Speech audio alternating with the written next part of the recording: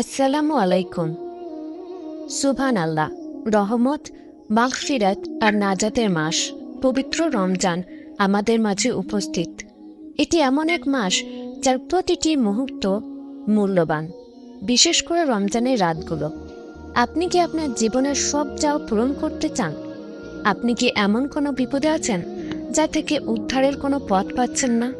আচ্ছা, যদি এমন দুটি আমল থাকে যা করলে আল্লাহ আপনার দোয়া ফিরিয়ে দেন না, যদি আল্লাহ নিজেই দেওয়ার জন্য আপনাকে ডাকেন, তবে আজকের এই ভিডিওটি আপনার জীবনের মোড় ঘুরিয়ে দিতে পারে। আজ আমি আপনাদের এমন দুটি আমলের কথা বলবো যা রমজানের শেষ রাতে করতে পারলে ইনশাআল্লাহ আপনার দোয়া আরশে আজিম পর্যন্ত পৌঁছে যাবে। স্বয়ং আল্লাহ তাআলা আপনার ডাকে সাড়া দেবেন। আল্লাহ তাআলা পবিত্র কোরআনে রমজান মাসকে বিশেষ মর্যাদায় ভূষিত করেছেন। নবী করিম সাল্লাল্লাহু আলাইহি ওয়াসাল্লাম বলেছেন, রমজানের প্রতি রাতে একজন আহ্বানকারী ডাকতে থাকেন, হে কল্যাণের প্রত্যাশী, অগ্রসর হও, হে মন্দের অনুসারী, থেমে যাও। সাধারণ সময়েই শেষ রাতের দোয়া কবুল হয়, আর রমজানে এই মর্যাদা বহু গুণ বেড়ে যায়। কারণ এই সময় আমাদের পেট খালি থাকে, অন্তর নরম থাকে এবং আল্লাহর রহমতের দরজা খোলা থাকে। প্রথম আমল, শেষ রাতে ইস্তেগফার, সেহরির আগে। আমাদের প্রথম আমলটি হলো ইস্তেগফার, তবে এটি করতে হবে একটি নির্দিষ্ট সময়ে। সেহরি খাওয়ার অন্তত 30 মিনিট আগে আপনি ঘুম থেকে উঠে যান। সেহরি খাওয়ার আগে যখন পুরো পৃথিবী নিস্তব্ধ থাকে, তখন জায়নামাজে বসে পড়ুন। আল্লাহ তাআলা পবিত্র কোরআনে ইরশাদ করেছেন, তারা শেষ রাতে ইস্তেগফার অর্থাৎ ক্ষমা প্রার্থনা করে। সূরা আয-যারিয়াত আয়াত 18। আমাদের গুনাহ হলো আমাদের এবং আল্লাহর মাঝে এক বিশাল দেওয়াল। এই দেওয়াল না ভাঙলে দোয়া কবুলের পথে বাধা সৃষ্টি হয়। তাই তাহাজ্জুদের আগে মন থেকে আল্লাহর কাছে ক্ষমা চান। ওযু করে নির্জনে বসুন, অন্তরে অনুশোচনা নিয়ে বলুন আস্তাগফিরুল্লাহ, অথবা পড়ুন রাব্বিগফিরলি। সবচেয়ে উত্তম হলো সাইদুল ইস্তেগফার পাঠ করা।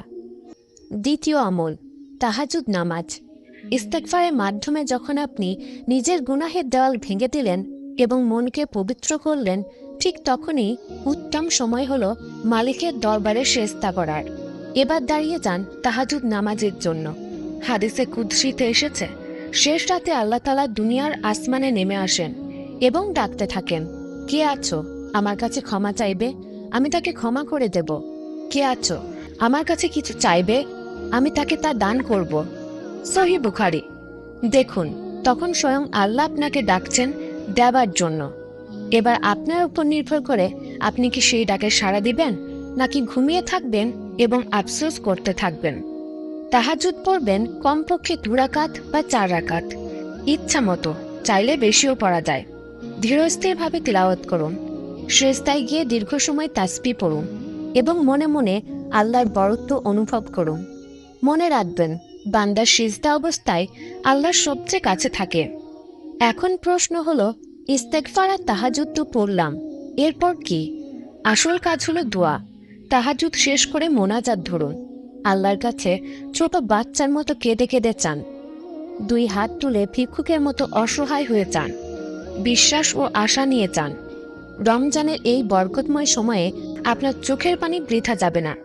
আপনি যদি অভাবগ্রস্ত হন, আপনি যদি অসুস্থ হন, আপনার যদি নেক জীবনসঙ্গী প্রয়োজন হয়, আপনি যদি নেক সন্তান চান, যদি চাকরি চান কিংবা পরকালের মুক্তি চান, সবই এই সময়ে চেয়ে নিন।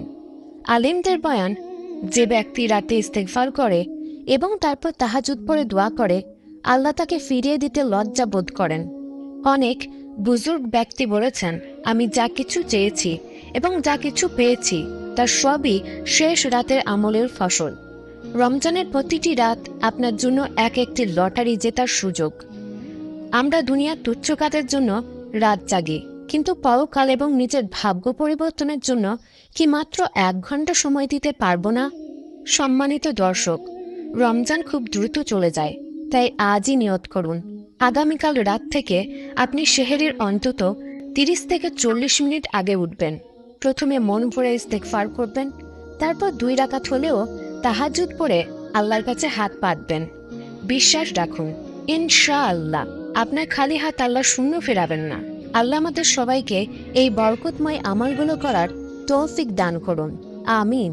ভিডিওটি ভালো লাগলে এবং অন্যদের উপকারে আসবে মনে করলে শেয়ার করে সদকায়ে জারিয়া সওয়াব হাসিল করুন। চ্যানেলটি সাবস্ক্রাইব করুন রমজানের আরও শক্তিশালী আমল জানতে এবং ইসলামিক ভিডিও পেতে। দেখা হবে ইনশাআল্লাহ পরবর্তী ভিডিওতে।